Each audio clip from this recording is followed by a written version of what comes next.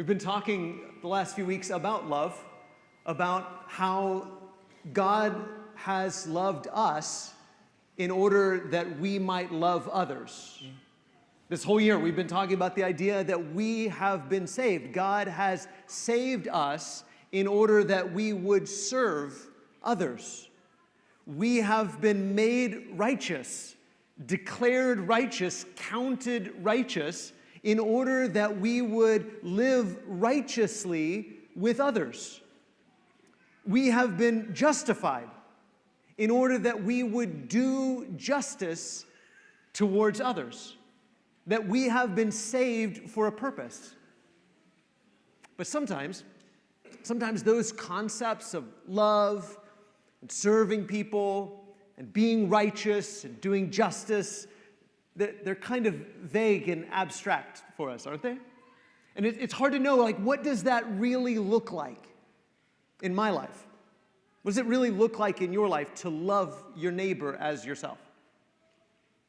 What does it require of you to love people or to serve people or to do what is righteous or do justice or pursue justice? What does that really look like? Sometimes if we just talk about it as concepts, it's hard for us to apply it to our lives. It's easier sometimes when we can see what does that look like in the real world.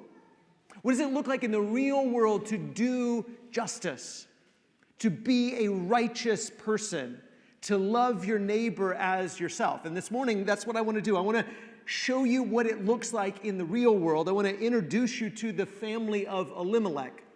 Now, disclaimer, that's not an actual photograph of Elimelech and his family. That's AI. But it sure beats flannel graph. I'll say that, right? If you remember flannel graph.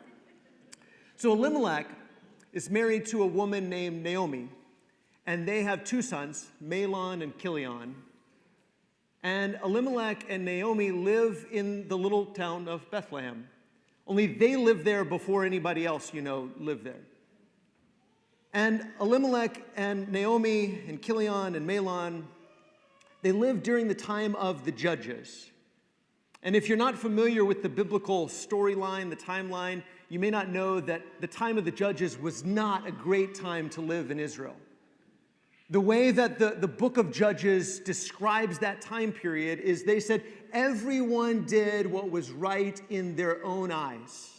There was no king in Israel, and so everyone did what was right in their own eyes, which means there was chaos.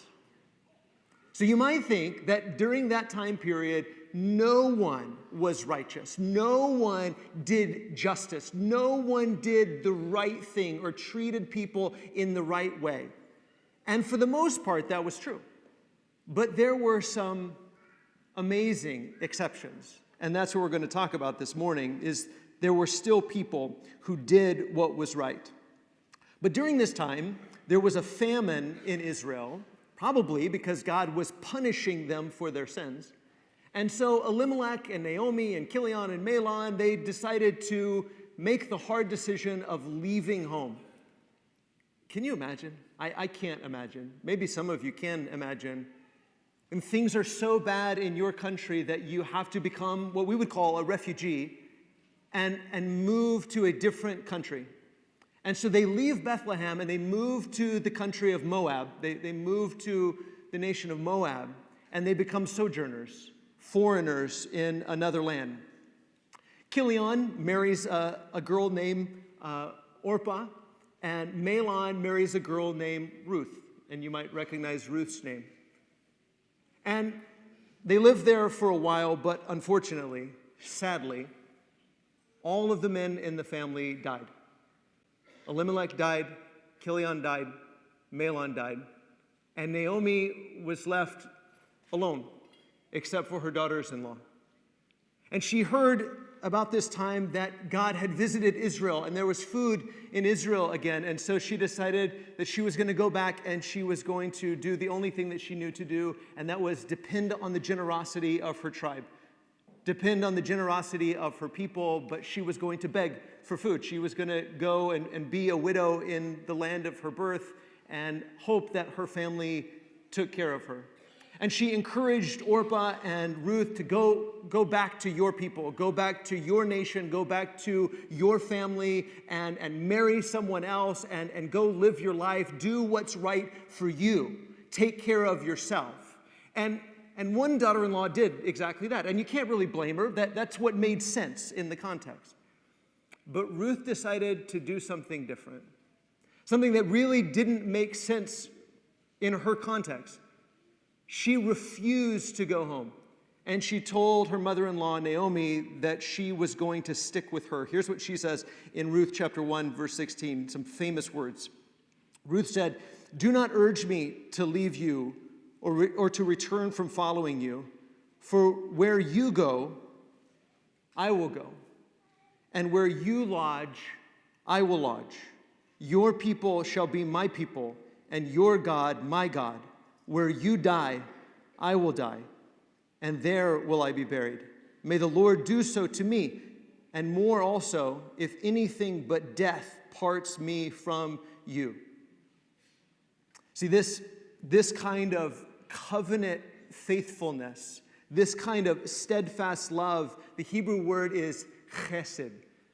That's really hard to say, though, chesed. So I'm just going to say hesed from now on, just so you know. But this kind of steadfast love, this kind of faithfulness, this kind of covenant love is at the heart of what it means to do what is righteous and what is just. It's at the heart of righteousness and justice. And we see this first in Ruth saying to her mother-in-law, Naomi, against all odds, against what makes sense for her, I'm with you. I'm going to take care of you. I'm going to go where you go, and if you die, I'm going to die. I'm going to die wherever you die. Your people are my people. Your God is my God. I'm going to stick with you. In fact, Ruth really embodies this idea of righteousness. Here's what one author said specifically about the book of Proverbs, but about what righteousness looks like versus wickedness. In the book of Proverbs, he says, the righteous are willing to disadvantage themselves to advantage the community. The wicked are willing to disadvantage the community to advantage themselves. See how that works? Righteousness and those who live righteously are those who are willing to disadvantage themselves to leverage what they have, even at their own hurt, at their own expense, at their own cost, for the sake of others. And that's what Ruth is willing to do. That's hesed. That is this covenant faithfulness, this steadfast love, this mercy that is willing to say, I'm going to sacrifice what's mine for the sake of my mother-in-law, for the sake of her family, for the sake of her clan, for the sake of her tribe, for the sake of my dead husband, Mahlon, to do what is best for them and not necessarily what's best for me. Because what's best for Ruth is go back home, go back to your parents, go back to your tribe, go back to your people. But she doesn't do what's best for her. She does what's best for others because she is living a righteous life and embodies this chesed love. It's amazing, isn't it? That in the time of the judges, in the time where Israel is in chaos and there is so much wickedness, that Naomi goes to Moab and finds a righteous daughter-in-law. What an incredible gift. And whether you know it or not, Ruth is a gift to you as well. We'll find out later just how true that is. So Ruth and Naomi, they go back to the little town of Bethlehem, and they do what they had a right to do, and that is go to the fields and pick up the leftovers. We talked about that last week, didn't we? As we talked about the book of Deuteronomy, that was the right of widows, and Ruth as now a refugee in a different country, as a sojourner, as a foreigner, as an immigrant, she has a right The righteous thing, the just thing, is for her to be able to glean, to pick up the leftovers that are left in the field after harvest. And so that's exactly what they begin to do. So Ruth goes to the field and begins to pick up the leftovers. But they go to a man who's named Boaz, to his field. He's a relative of theirs. And Boaz not only allows them to have what they have a right to have, the leftovers, but even instructs his harvesters to leave some behind on purpose for them. And so Boaz does what is righteous and what is just. And then he says this to Ruth, chapter 2 and verse 8. Boaz said to Ruth, "Now listen, my daughter, do not go to glean in another field or leave this one, but keep close to my young women. Let your eyes be on the field that they are reaping and go after them. Have I not charged the young men not to touch you? And when you're thirsty, go to the vessels and drink what the young men have drawn." I want to be really sensitive in how I address this. But I'm compelled to say that in a group this size, sadly and unfortunately, I am sure that there are sisters in this room who have experienced the opposite of what Ruth experienced with Boaz. I'm sure that there are women in this room who have experienced men of power and strength, who have leveraged their power and strength to take advantage of you. That is wickedness. That is injustice. For someone to take their power and their strength and to use it to take advantage of someone who is vulnerable. And Boaz does the opposite of that. He uses his power and strength to protect the vulnerability of this sister, of this neighbor, of this widow, of this foreigner. He uses his power and strength to protect her, to make sure that she is not taken advantage of. They lived in a world where that was uncommon. Unfortunately, we also live in a world where that is uncommon. And all too often it is exposed or even boasted about. Men of strength and power who use their power and strength to take advantage of others. That is wickedness. This is righteousness. This is justice. He not only fed her, he only did what was expected of him. He did that, but he went far beyond that. He provided abundantly for her. He protected her. He acted with righteousness and justice. He did not pervert the justice that was due to the foreigner, to the widow. He took care of her. Why? Because that's what he was supposed to do. That's righteousness. That's what God's people are supposed to do. Otherwise, it would be a perversion of justice. Look at chapter 2 and verse 10. Then she fell on her face, bowing to the ground, and said to him, "Why have I found favor in your eyes, that you should take notice of me, since I am a foreigner?" Ruth knows that this kind of chesed, this kind of righteousness, this kind of justice is unusual. That it would be typical for a man of power to take advantage of a woman who is vulnerable. And Boaz does not do that. And so Ruth responds with surprise and shock. Verse 11, but Boaz answered her. Here's why.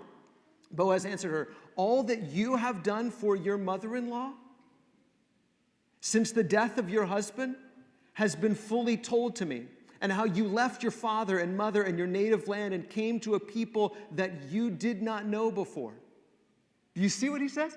She said, "Why are you being so generous with me? I'm a foreigner. Why are you being so kind? Why are you showing me chesed? Why are you showing me steadfast love?" He said, "Because I heard how you showed chesed to your mother-in-law. I heard of your steadfast love, and her steadfast love inspired his." Do you see how sometimes that works?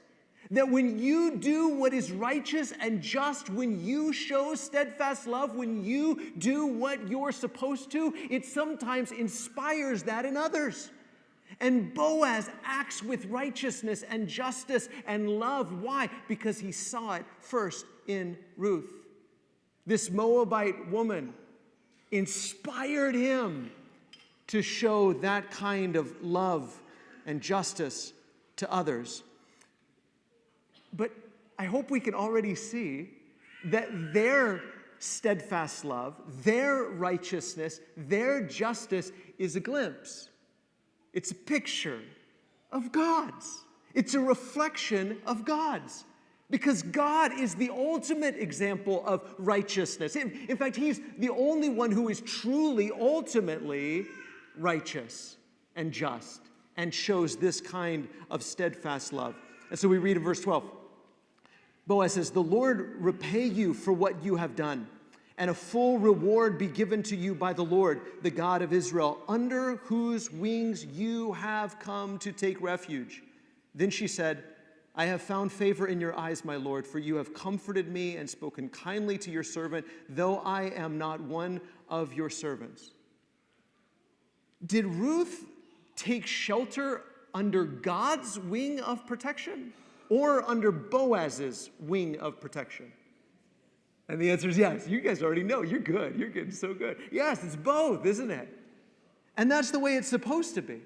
When God's people are reflecting God's righteousness, they care for the poor, the foreigner, the fatherless, the widow. They are a conduit of God's righteousness and justice. And that's what Boaz is doing. He's being a conduit of God's righteousness and justice. But it's not really his, because he recognizes, as we've been talking about on Wednesday nights, he's just a steward. This field doesn't really belong to me. It belongs to God. So of course I'm going to give you the produce of this field because it's not mine, it's God's. And He has shown righteousness and justice and steadfast love to me. So of course, those who come to me for protection, I'm just a conduit for God's protection. This is what the love of God continues to do. Now, in the next chapter, in chapter 4, we'll see the idea of being a redeemer. And this idea of redemption, we've talked about it several times, but redemption means to reclaim something or repossess something on your own behalf, but more often on behalf of someone else. And Naomi's family, Elimelech's family, Elimelech, who's dead and buried, Mahlon and Chilion, they are in desperate need of a redeemer, of redemption. They had no husband to reclaim the family land. They had no sons to carry on the family line. In that society, Naomi is basically dead. I mean, it's really nice that Boaz has given them some grain. I mean, that's incredibly generous. But without someone to carry on the family line, without someone to reclaim the family land, Naomi and Ruth with her are basically dead. They're just walking around and waiting for the ultimate end. They need a redeemer. They need someone to step in and bring things back into the possession of the family. They need someone to carry on the family line, to reclaim the family land. They need a redeemer, and there's someone in the family who can do that. There's a close relative who can do exactly that. And so Boaz approaches this potential redeemer, and here's what it says in chapter 4, verse 4. So I thought, this is Boaz talking to this other family member. So I thought I would tell you of it and say, buy it in the presence of those sitting here and in the presence of the elders of my people. And if you will redeem it, redeem it. But if you will not, tell me that I may know, for there is no one besides you to redeem it, and I come after you. And he said, the other guy, he said, I will redeem it. And so Boaz approaches this other family member and says, you're a closer relative than me, and someone really needs to reclaim the family property and bring it back into the possession of Naomi so that she's not dead, so that you can revive her, so that you can reclaim what belongs to her. And the other guy said, yeah, I'll do that. That sounds great. Verse 5. Then Boaz said, okay, here's the catch. The day you buy the field from the hand of Naomi, you also acquire Ruth the Moabite, the widow of the dead, in order to perpetuate the name of the dead in his inheritance. Then the Redeemer said, well, I cannot redeem it for myself, lest I impair my own inheritance. Take my right of redemption yourself, for I cannot redeem it. You see, because once it's redeemed, you're redeeming it not in your own name. You're redeeming the family not in your own name, but in the name of Mahlon and Elimelech. You're having a child with this woman, but you're doing it, and that child really is Mahlon's child, because you're doing for his family what he can no longer do for himself because he's dead. You're reclaiming the land in his family's name. And so if you do this, you're doing it for the sake of their inheritance, not yours. And so he begins to count the cost. And that's the thing about doing justice. There's always a cost.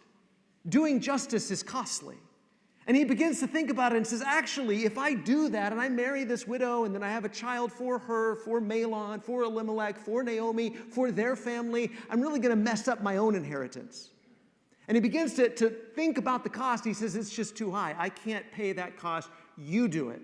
You redeem the family. You do justice by them. So verse 13, so Boaz took Ruth and she became his wife. And he went in to her, and the Lord gave her conception, and she bore a son. Then the women said to, what name? To Naomi. Then the women said to Naomi, blessed be the Lord who has not left you this day without a redeemer, and may his name be renowned in Israel. See, the story goes back not to Ruth, but to Naomi.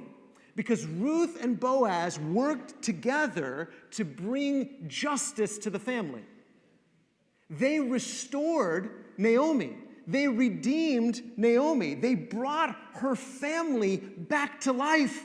Everything that Ruth did in covenanting herself to Naomi and in marrying Boaz, and what Boaz did in marrying Ruth and redeeming the family, they did to restore the family of Naomi, to bring them back to life. They have redeemed the family line. They have reclaimed the family land. Verse 15, he, this child that has been born, he shall be to you a restorer of life and a nourisher of your old age. For your daughter-in-law, who loves you, who is more to you than 7 sons, has given birth to him. Then Naomi took the child and laid him on her lap and became his nurse. See, church, this is justice. You've been wondering the last few weeks, what does justice look like? That's what it looks like. When everything is as it should be. Life has been restored. Land has been reclaimed. The family line has been restored. The hungry have been fed. The homeless have been sheltered. The foreigner has become family. That is justice. Naomi, or rather Ruth and Boaz were willing to disadvantage themselves to advantage Naomi and Elimelech and Mahlon and restore that family to life. And I hope that we can see how this points forward to the gospel. Can't we? Because Jesus is that redeemer, that restorer of life, bringing back from the dead, redeeming us, restoring us. In fact, verse 17, and the women of the neighborhood gave the baby a name, saying, a son has been born to, not Ruth, a son has been born to Naomi. And they named him Obed. He was the father of Jesse, the father of David. And of course, David, 1,000 years later, would become the father of Jesus. Ruth and Boaz worked together to redeem the house of Elimelech, to restore them, to bring them back from the dead. And then their great-great-great-great-great-great-grandson redeemed you. He did for you what Boaz and Ruth did for the household of Naomi. They did that. That led directly to you. Because Ruth and Boaz were willing to disadvantage themselves, to advantage the community, because they were willing to act righteously and pursue justice, that led directly to Israel having King David. And that led directly to the world having King Jesus. They did what was right. Of course, they didn't know that their great-grandson was going to be King David. They didn't know that. They didn't know what was going to happen. They were just doing the right thing. Just doing the right thing. And what does that look like, to do the right thing? Here's what Proverbs says. Open your mouth for the mute, for the rights of all who are destitute. Open your mouth, judge righteously, defend the rights of the poor and needy. That's what Ruth did. That's what Boaz did. They defended the rights of Naomi. They sacrificed for her. They disadvantaged themselves for her. Now, don't get me wrong. During this time period, Israel is still a mess. It's still chaos. That was really nice what you did for that one family, in that one town of Bethlehem, in that one tribe of Judah. You did something good there, but Israel is still a mess. But eventually, that act, that love, that righteousness, that justice would lead to justice for the whole nation. And eventually, that would lead to justice for the whole world. But what did they do? It was just one act of sacrificial love. One act of sacrificial love led to Israel having King David. And then eventually, that led to his descendant, Jesus, and his one act of sacrificial love, of giving himself, led to your redemption. And hopefully knowing that now you are a part of this story. You are a part of this family. You are part of the family of the Moabite woman Ruth. You are part of the family of the righteous man Boaz. You are part of David's family. You are part of Jesus' family. And it means your redemption. But it also means our education. That we learn to do what they did. To act righteously. To do justice. To act with chesed. With steadfast love. And sometimes that means one act of sacrificial love. One act of sacrificial love. Where we count the cost and say, this is going to cost me a lot. This is going to be hard. This is going to be difficult. But it's the right thing to do. It's the right thing to do. And I don't know for you what that will be this week. But chances are you're going to see a moment where you might think, how is this going to fix anything? The world's still going to be a mess after this. It's not going to fix all the stuff in all the world. It's just one act of sacrificial love. But sometimes that's what God needs from us. One act of sacrificial love that God can use to bring about good, more good than you can possibly imagine. So that's what we're called to do, is just act faithfully. Just do the next right thing. Just love your neighbor as yourself and see what God can do with it. That's how we respond. It's how we respond to what God has done for us in Jesus. His one act of sacrificial love means our redemption. And maybe there's somebody here this morning and you haven't yet put Jesus on in baptism and you're ready to commit your life to him. To pledge your loyalty and allegiance to King Jesus. To say to Jesus what Ruth said to Naomi, I'm with you. Your people are my people. Your God is my God. I'll go with you anywhere and everywhere. That's what we're doing when we're baptized into Christ. And maybe you're ready to make that decision. Or maybe you've already made that decision, but you need to recommit yourself to him. I know along the way, we all have to look at our lives and say, am I really practicing love? Love when it's hard. Love when it's costly. Love when I have to sacrifice. And we need reminders to recommit ourselves to him. Or maybe you're feeling like Naomi was feeling, alone and cut off and bitter and upset. And you need to experience the love of Jesus through the people of Jesus.